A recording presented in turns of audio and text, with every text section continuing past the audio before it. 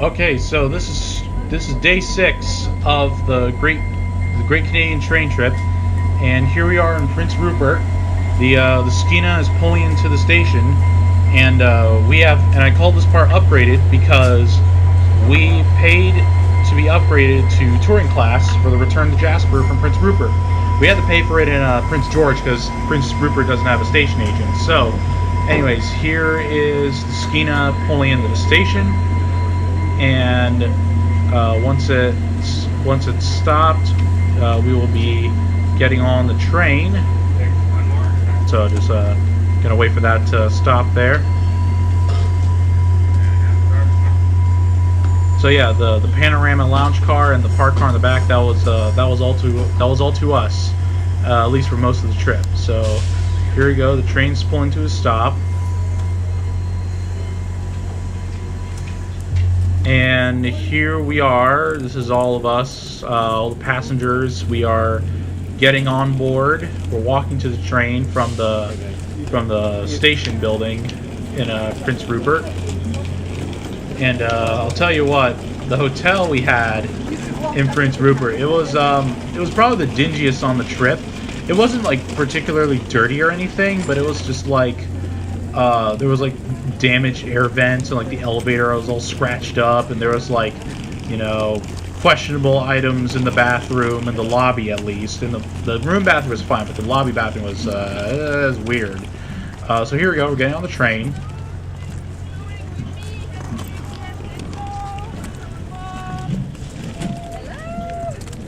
And we are now departing Prince Rupert.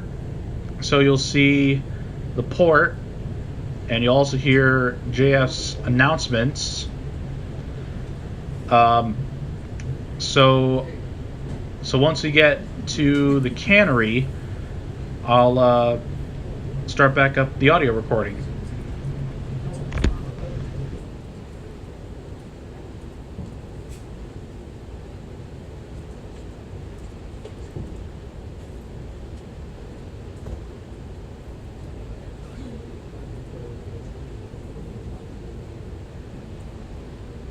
Good morning, ladies and gentlemen. May I have your attention, please, on behalf of myself, Service Manager J.F. Gagnon, and my lovely assistant, Beverly, and Via Rail Canada. It is our pleasure to welcome you on board Via Rail train number 6, the Jasper Prince Rupert, today en route to Prince George. As we depart, we ask that you please take a few minutes to familiarize yourself with the safety pamphlet. The safety pamphlet is located in the seat pocket in front of you, and please make note of the emergency exits located in your cars. For your safety, all carry-on bags must be stored in the overhead racks if possible. In the event of a train evacuation, the onboard crew would facilitate this process. Please be advised that this train is entirely non-smoking, that's including the washrooms and between the cars. Thank you for your cooperation. Please take note that Via Rail do share the tracks with freight trains and must occasionally give the right of way. These stops may take 10 to 20 minutes. Any further delay will be announced. While on board this train, our crew is responsible for your safety and your well-being. Please do not hesitate to ask any member of our crew questions you may have in regards to your safety. Once again, your host today is JF, or Jean-François and Beverly. Local time is 7:53. Thank you. Alors, mesdames et messieurs, votre attention s'il vous plaît. Au nom de moi-même, Jean-François Gagnon, directeur de service, de ma collègue Beverly de Via Rail Canada, nous sommes heureux de vous souhaiter la bienvenue à bord du train numéro 6, le Jasper Prince Rupert train, à destination de Prince George. Alors que nous partons, nous vous demandons de prendre quelques minutes pour consulter le dépliant de sécurité situé dans la pochette du siège devant vous et de noter les issues de secours de votre voiture. Pour votre sécurité, tous les bagages à main doivent être rangés dans les compartiments de rangement supérieur si prévu. Dans l'éventualité d'une évacuation, le personnel d'abord faciliterait cette processus.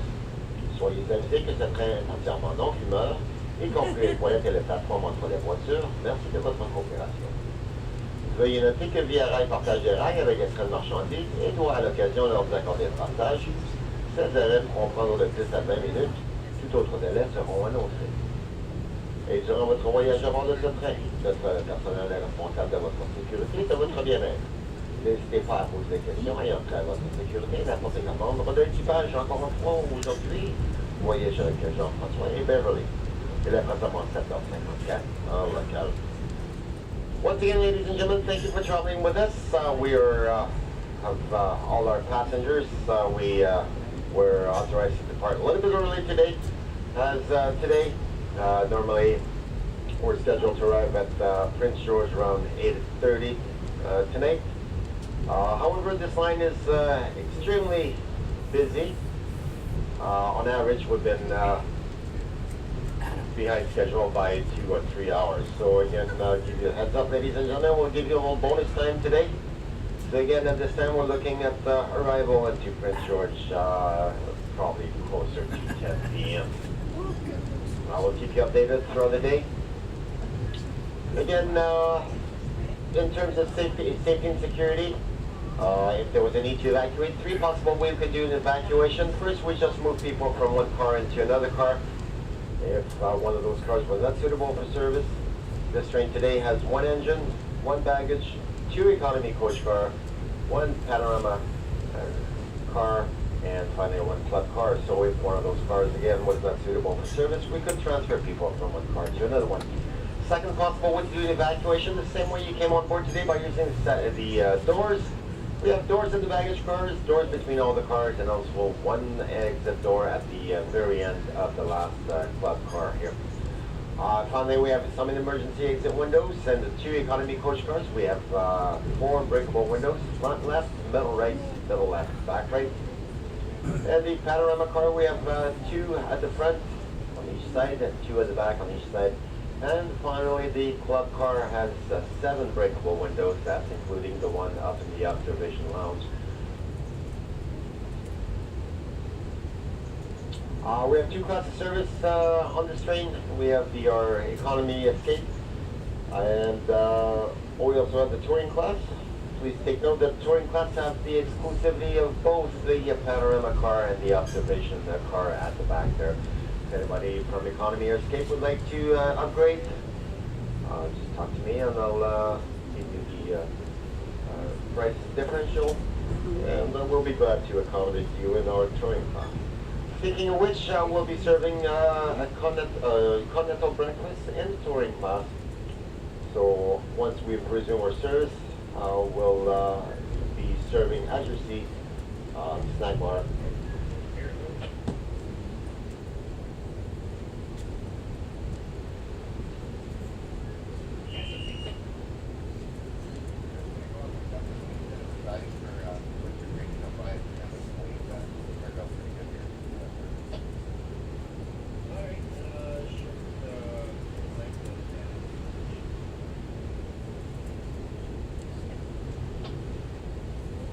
Alright, engineer just informed me that we're going to take our first sighting this morning there.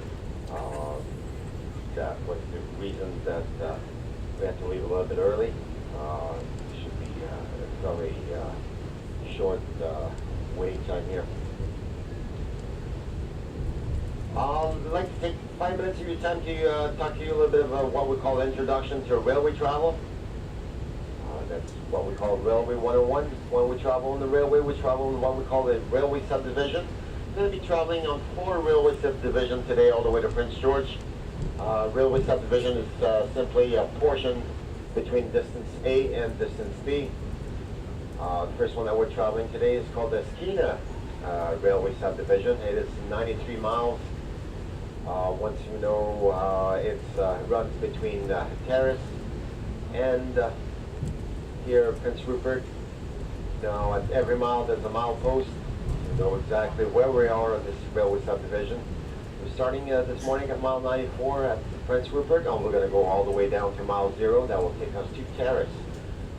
Again, there's a little mile post at every mile. It's a little whiteboard with a number again. So once we know that where that Prince Rupert is mile 94, and mile 0 is Terrace, and we know exactly where we are. Other side you might see on either side of railroad there. A little whiteboard with the letter W. W stands for whistle. Our engineers under Transport Canada are obligated to activate the whistle under 4 circumstances. You're obligated to activate the whistles when we go over a road crossing, when we travel on the bridge, in a tunnel, or before a very sharp curve. So again, it's always the same sequence. Too long, a short, and a long whistle. Again, that's too long, a short, and a long whistle. If you hear a sequence of short whistle, that's probably our engineers either greeting some fishermen, or there's some wildlife on the track trying to eat some of that grain. And that is explanation for the whiteboard letter W to activate the whistle. Even though Canada adopted the metric system way back in 1976, the railway industry is a North American industry, so we're close with our neighbors to the south there, and we'll be using the imperial system, again, miles per hour. We have speed track, speed limit, or speed track signs. They're on a yellow diamond-shaped panel with a single number. It would be, for example, 45. It will be 45 miles per hour. Sometimes on those yellow diamond-shaped panels, there's two numbers. The higher number at the top is for passenger trains, and the one on the bottom is a lower speed track for freight trains. Also, another sign is a triangle yellow panel. A triangle yellow panel. Sometimes they're just plain, and sometimes they have a radio wave design. These are indicators of the hotbox detector. Hotbox, they're on average located every 20 miles or so. It's a little computerized equipment that analyzes the condition of the train, the speed, condition of the wheels, the axles, the bearings, bearing temperature. It relays all that data to both our engineers and also to the rail traffic controller. The rail traffic controller today is located in Edmonton in a little office with his computer screen, and he's spying on us, making sure that we arrive on time. Again, that is the meaning of the yellow triangle pattern. You might see a black lateral board with two reflective circles. These are used by our maintenance department. It would be mowers, graders, snow plows, and any kind of maintenance equipment for freight. When they see a black lateral board with two reflective circles, that is their cue to lift their equipment as there's obstruction on either side of the roadbed. You might see those big propane tanks. Even though it's a very busy single lane traffic, there are places where they have parallel tracks or siding to allow for passing and meeting of other trains. Where there's a siding, there's a switch, and in the winter time, to prevent those switches from freezing, there's a low heating device that is attached to those big propane tanks. We have lubricating station. They're always located before a very sharp curve. Automatically they dispense a little bit of lubricant, and that is to prevent the added friction of metal on metal. Finally, traffic lights. Same idea as city driving. Green means go, yellow means slow down from the posted track speed as there's a maintenance worker in the vicinity. And red means either we're forward too close, or there's train meet coming up there. So again, these are your basic road signs that you'll see while we travel on the railway. Again, we'll be traveling on 4 railway subdivisions. The first one is called the Skeena. It started at mile 94 at Prince Rupert, and it'll take us down all the way to mile 0 at Terrace. Scheduled to arrive at Terrace this morning shortly after 10 a.m. So again, thank you. We'll be serving again continental breakfast on our touring class. Once we have resumed that, then we'll make a at-your-seat service from the snack bar and the economy. Thank you.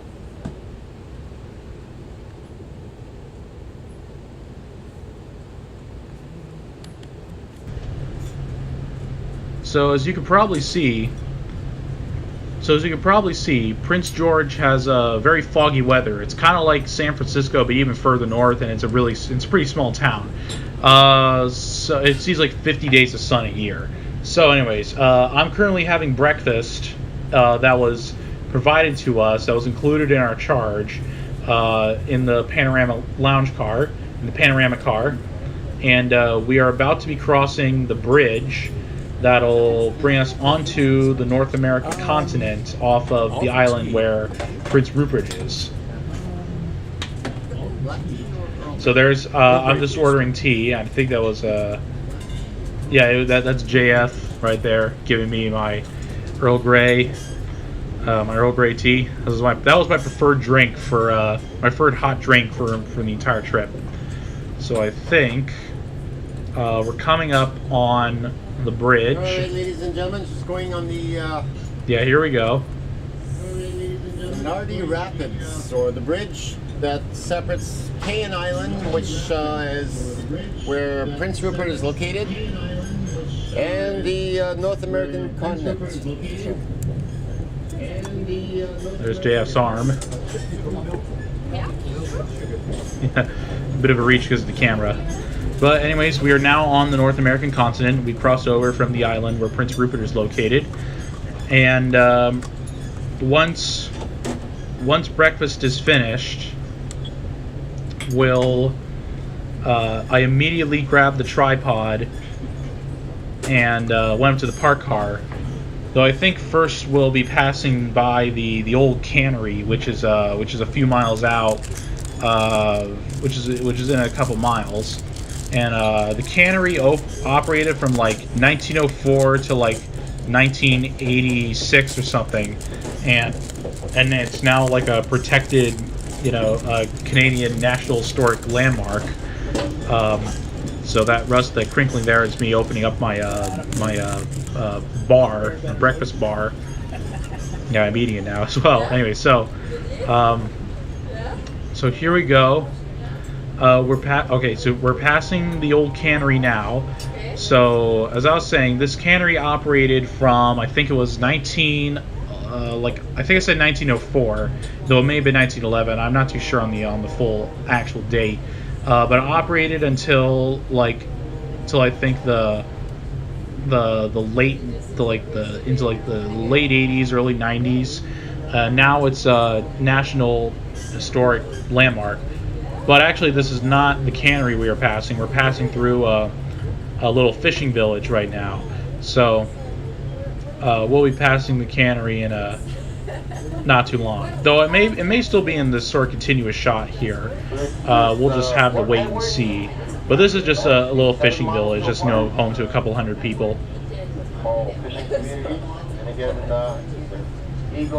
Yeah, we're about 7 miles out of Rupert. Oh yeah, there was like a bald eagle, just chilling in its nest on top of one of the poles.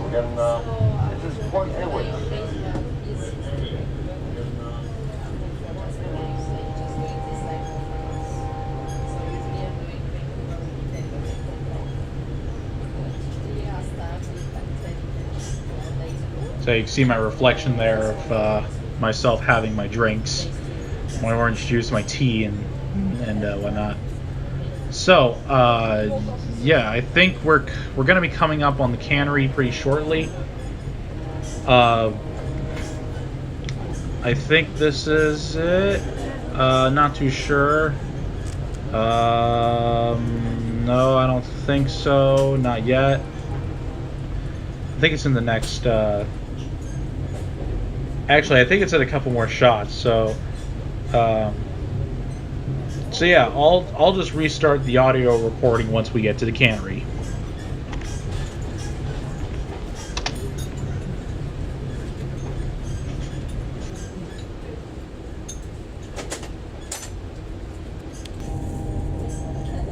Okay, so I was actually wrong again. We're passing the cannery right now in this shot. So here we go. So as I said, this cannery operated from like the 1900s, 19-teens up to like the late 80s, early 90s, and it's now a protected historic landmark. And there's apparently a model railroad inside of the cannery now, so maybe I'll go check that out next time I go to Prince Rupert. So here's just another shot of the coastline here, and this is the last shot I took inside the panorama car before I just immediately grabbed my tripod and camera and moved up to the park car. You'll see that coming up, I think, in the next shot. So, and in my opinion, these are some of the greatest shots of the trip right here.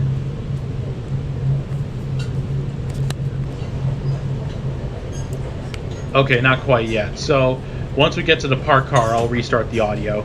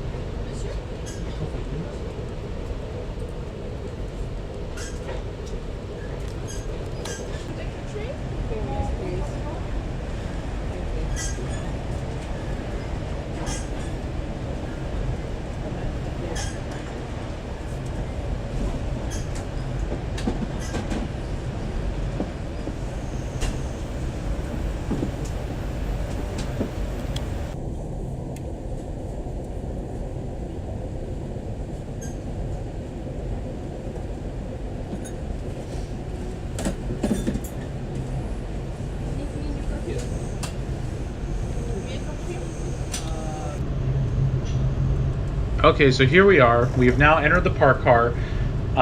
You'll have the pardon, the raindrops on the window. Those get gradually less and less as we go on, just due to, just water evaporating and stuff. But here we are where this is what I was kind of waiting for, just to get in this park car and just watch everything go. So I got the tripod and everything. It's all set up on the front seat. You will eventually be able to see just a great shot of just the entire train. So we're going through, sort of valley in the coast mountains. There's like an inlet or something. I'm not too sure what the body of water is. I don't know if it's a river or not. But really all I can say now is just sit back and enjoy the sights of the Skeena going through, heading east from Prince Rupert, and enjoy all the sights of the railroad infrastructure, the signals, the sidings, the bridges. No tunnels here, but yeah, it's there's definitely some real nice shots going through here. I also did just some handheld stuff because I wanted to get some mountains on the side and whatnot. But yeah, just enjoy the shots of the Skeena. I'll rejoin the audio once I think once we reach Terrace, British Columbia.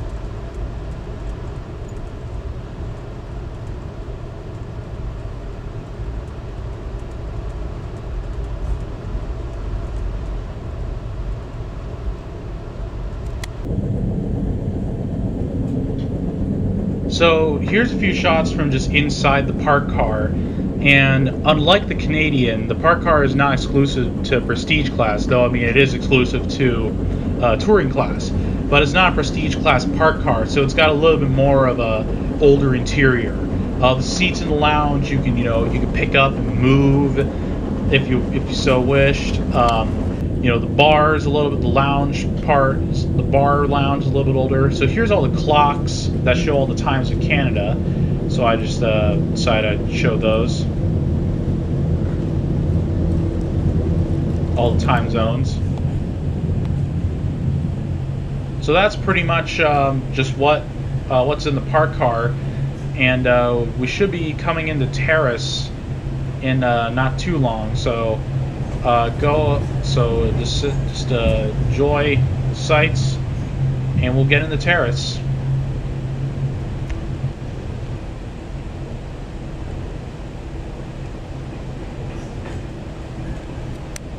Should have 5 minutes. For passenger detraining here in Terrace, so thank you for traveling with us. If you have any checked luggage, they'll be available upon arrival on the platform by the baggage car. So again, thank you for traveling with us. Next up will be Terrace in approximately 10 minutes.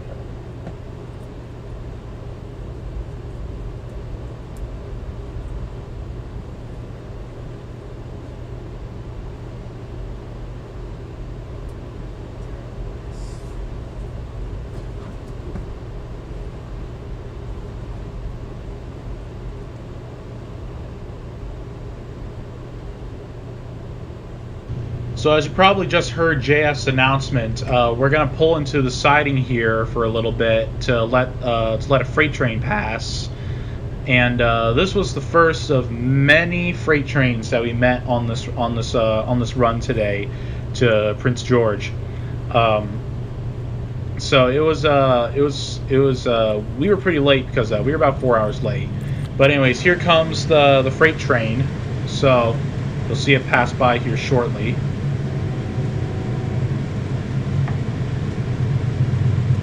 Yeah, there it is.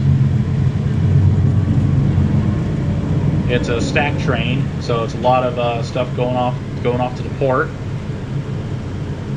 So yeah, once this train passes, we'll back out of the siding and make our way into the station at Terrace.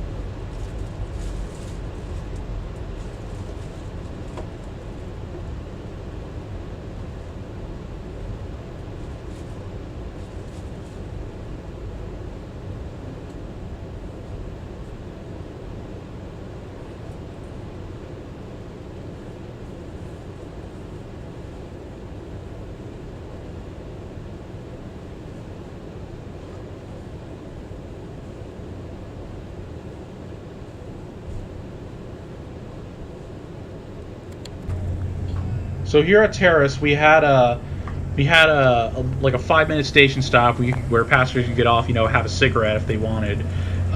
So here's Terrace. As you may have seen in the previous video, this is probably the quaintest station on the VRL network because it's just this little house. So I just went out and got some shots of all the various items. I shot this through a fence, as you can see. There's this little town that's just like a model of stuff. But yeah, there's a locomotive, and now we're back on the train, and we're departing Terrace for our next stop of Smithers. So we're going to be following the Skeena River for this portion of the trip. So just go ahead and enjoy this, and I'll get back to you once there's something interesting to see.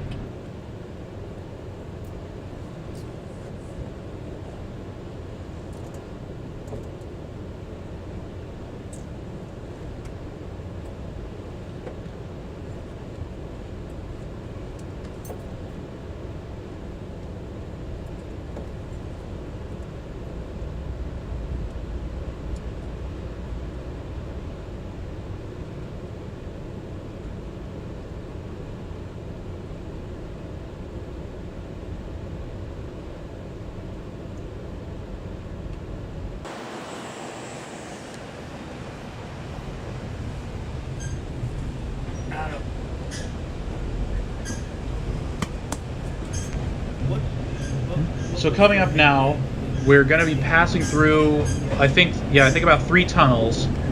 I don't quite remember exactly where this is, but we're going to be passing through a few tunnels. So I just thought I'd point that out. We're following the Skeena River, by the way. As I stated before, yeah, there's the Skeena right there, and I don't know if I caught it or not. It's a little bit later on, but I caught one of 3 reaction ferries in British Columbia. One of the 3, but that's a bit later on. So here are the tunnels that we're passing through. I just filmed this whole thing. So yeah, next time something interesting pops up, I'll let you all know about it.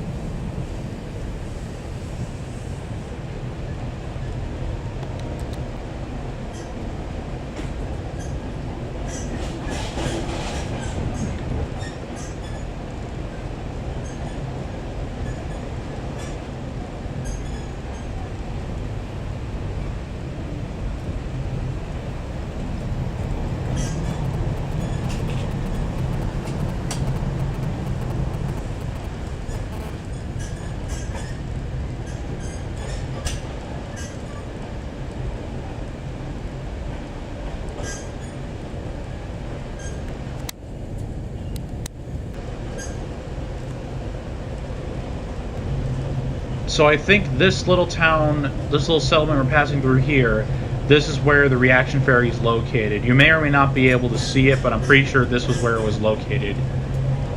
Yeah, it just crosses the river. It's powered by the current of the river. It's one of only 3 in British Columbia. So I just found that pretty interesting, and I decided to, yeah, there it is right there. So yeah, it just goes across the river. So it's 1 of 3, as I've said before. So yeah, I just thought that was pretty interesting that I, go to, take a shot of it. But anyways, next interesting thing that pops up, I'll let you know about it.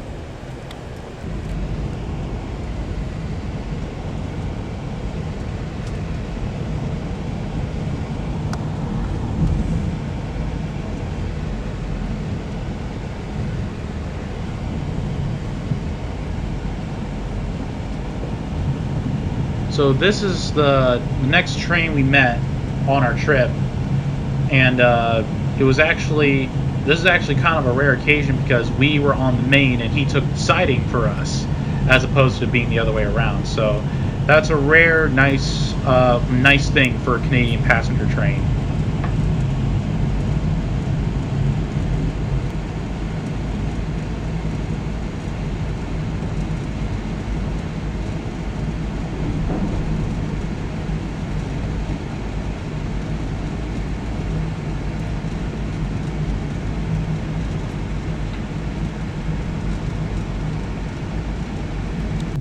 So here we are. We're crossing the Skeena River again from the other direction on the bridge.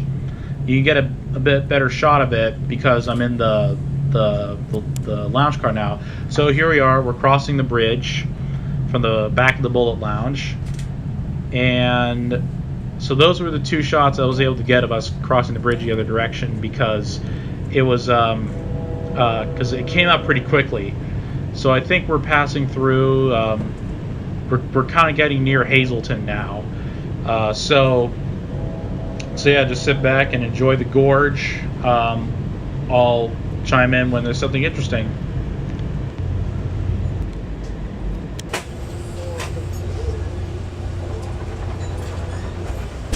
So around the time these shots were being taken, lunch was being served here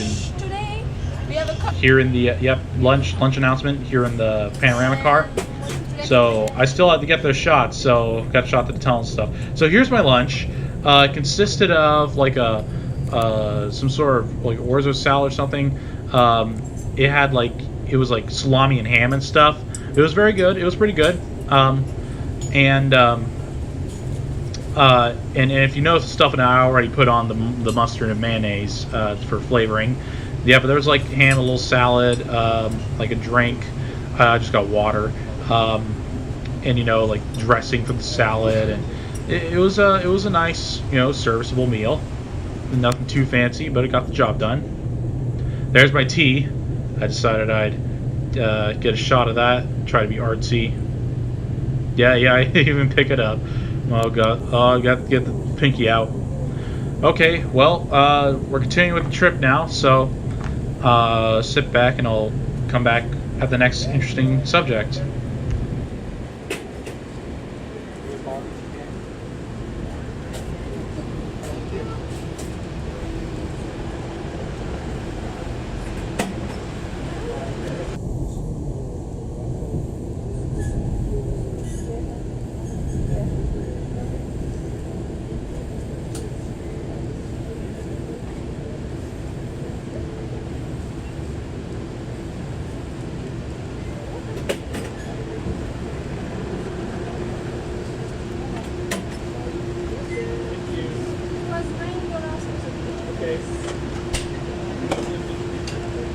car if you don't like to do. Okay, no worries. You don't get into later o'clock, right? 8:30 at least.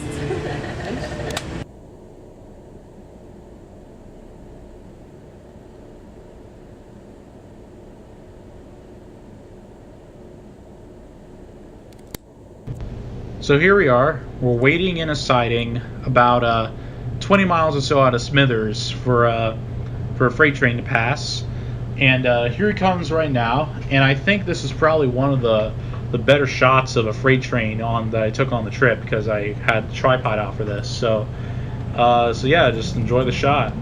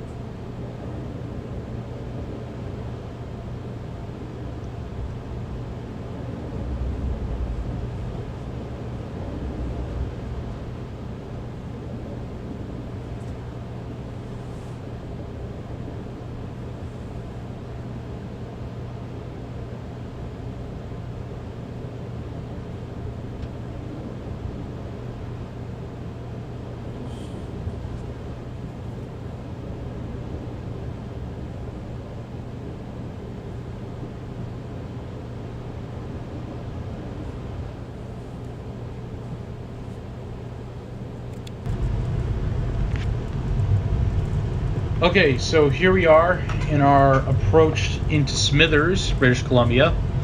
Now you'll get a much better shot of the station as we're coming in. So once we stop, I'll show you the sights that I took.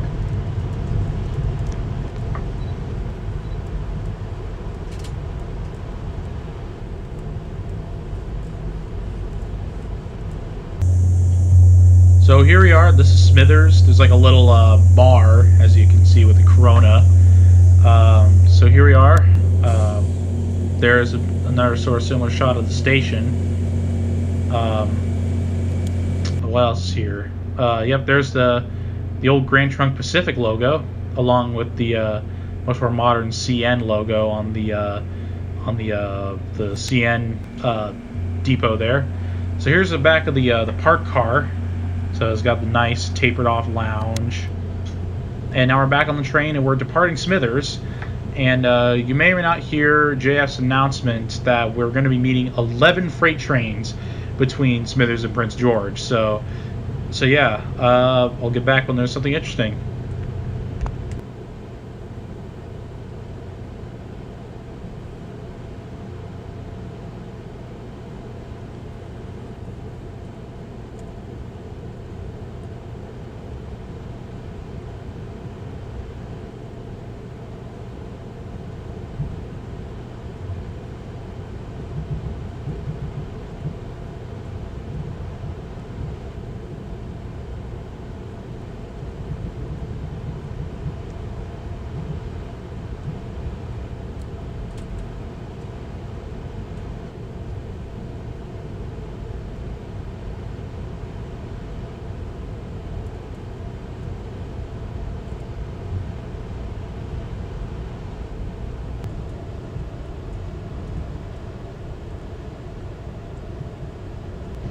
So we're coming into our first siding here to meet our first two trains en route to Prince George. This made us very late, as you can probably guess. So here we are. This is the first one. This was just like a local in terms of what they got here. Just a single engine, some grain hopper, some covered hoppers, and some wood chip cars. So here's this one.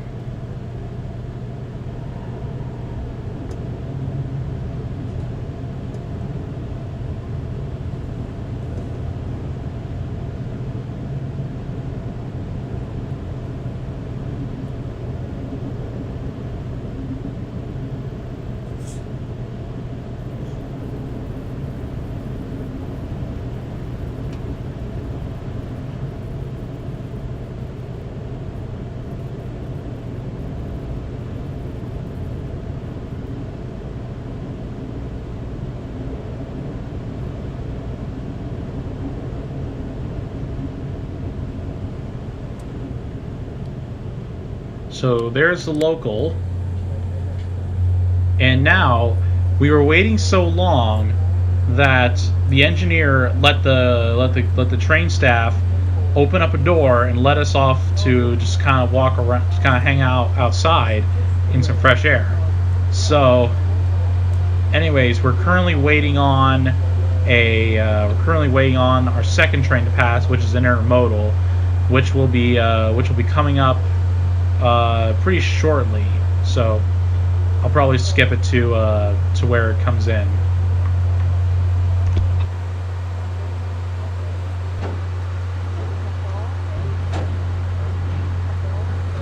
Okay, so here he comes. As you can see, he dims the headlights for us. So here he is. This is our intermodal train. He's going to be passing us right here.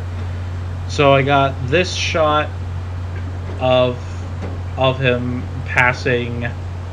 There goes his main headlight. He just turned those off.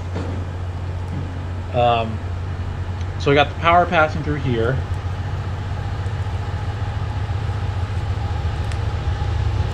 Then I immediately turned over to the other end to get him going the other way, and I got another guy in the shot.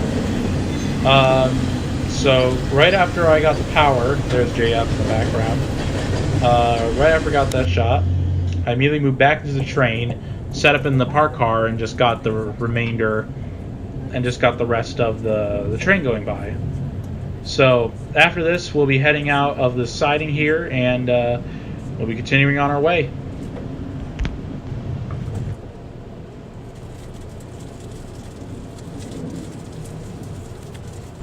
As we speak.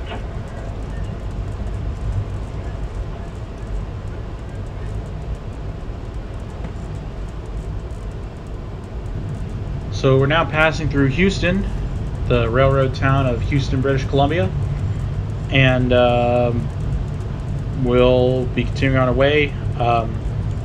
I don't know, maybe Vanderhoof's next, it might be a bit further on. So yeah, next interesting site, I'll come back in.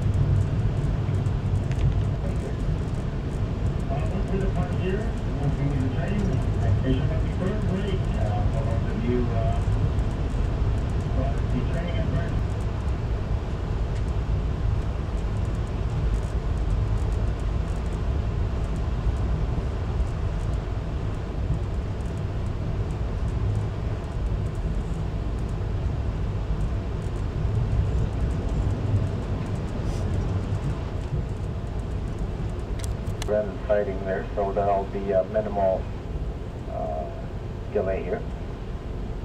Once we depart here, once we meet the train, next station will be Burns Lake. For those of you who are detraining at Burns Lake, thank you for traveling with us. Certainly apologize for the delay. So here's the train we were passing here, and I got the engineers to wave at me, so that was nice if you noticed that. So just a grain train, and our next stop is going to be Burns Lake, where we're going to let off a single passenger. So, there. Enjoy this grain train going by. We're in the siding, and we'll be at Burns Lake next.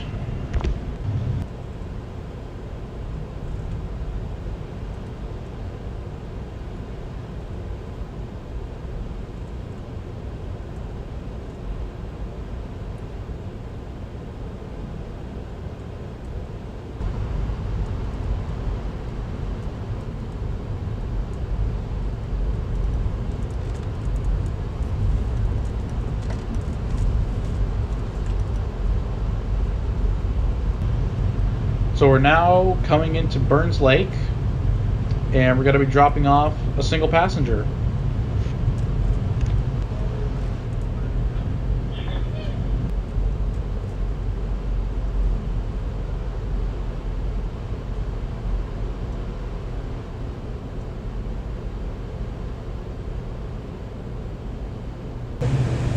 So we're now going to be passing by the lake of the same name, Burns Lake, which is what the town is named after.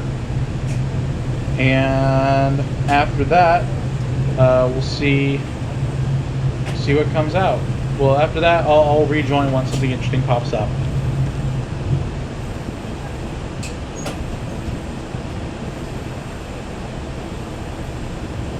So right now, in a couple minutes, we're going to be passing along the shores of Fraser Lake, passing through the community of Fraser Lake, and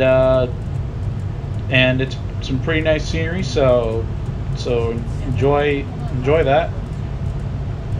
And next time, the next interesting thing that pops up, I'll be sure to inform you about it.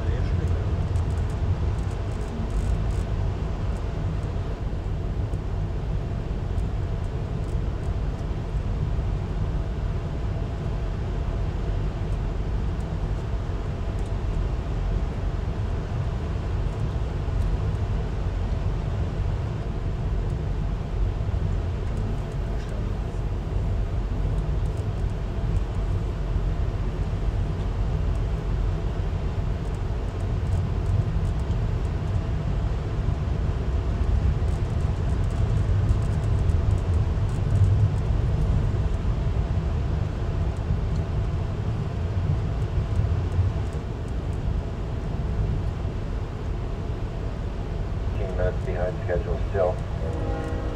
Jim Vanderhoof was named after Herbert Vanderhoof, a Chicago publicist who was hired by the railway to entice farmers to come and establish themselves in this area here. So again, this is Vanderhoof.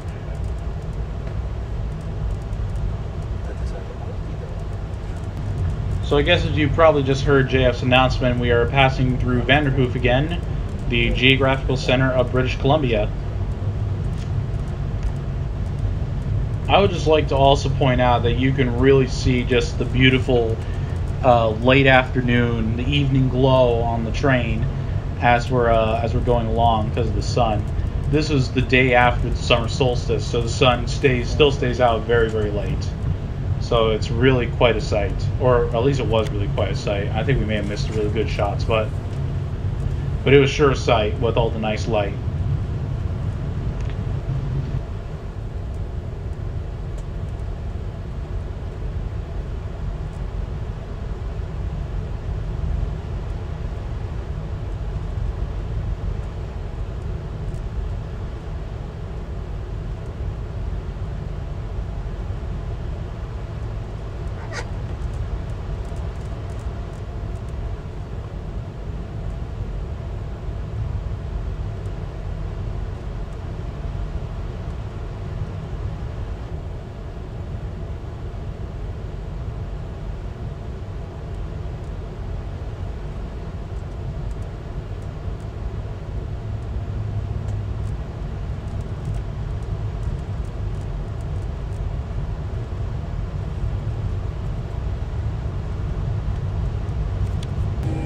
So at this point, it's getting near twilight. It's probably like 10:30 at night. We're like 4 hours late coming to Prince George, and we're near meeting our 11th train. However, that 11th train was not the last train we were supposed to meet, because in Prince George there was a train blocking the station. Pretty much the same situation as when we came in a couple days earlier. And so eventually, the crew kind of got fed up with the situation, and they called Via Rail's headquarters in Montreal to talk to figure this out, and they eventually agreed. They were given permission to terminate the service there, and call taxis to the depot to the train to take us to our hotels for the night. And they have vouchers and everything, so Dad was under the impression that Via had to do this often. So anyways, here's a attempted shot of the moon, And this is it for part 6. This is the longest part by far. So, see you in the next one.